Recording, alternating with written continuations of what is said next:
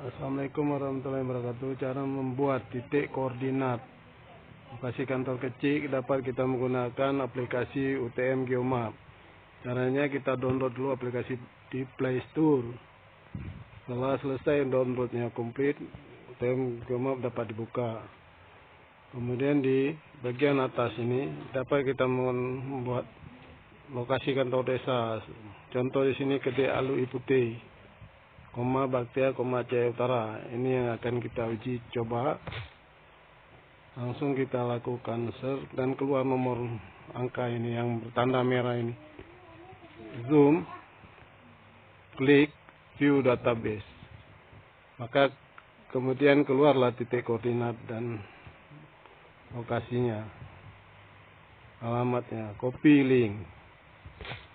Kemudian masuk ke lembar kerja, file Excelnya dibuka. Setelah dibuka lembar kerja di Alui Putih tadi, paste. Ini adalah caranya. Ini dirapikan dahulu titik koordinat dan adresnya sesuai tabel.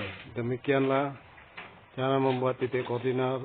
Titik koordinat mungkin ini dapat digunakan oleh teman-teman sebagai acuan dan mengisi sesuai dengan tugas yang file tugas yang